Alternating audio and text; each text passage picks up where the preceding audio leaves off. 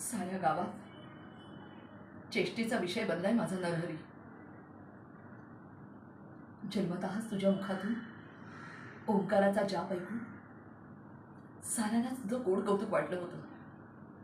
आम्हालाही अपूर्व वाटलं. पण बाळा, आज 8 वर्ष झाली. त्या ओंकार जपानंतर तू काही म्हणजे काहीच बोलला नाहीस.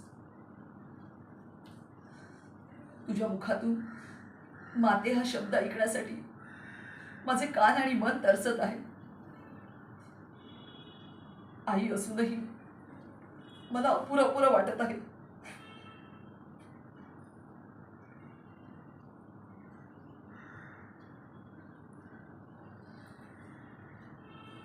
बाळा, तू बोललास.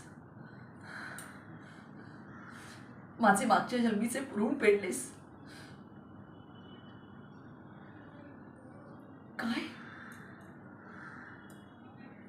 साक्षात दत्तगुरूंची माता होण्याचे भाग्य लाभले मला.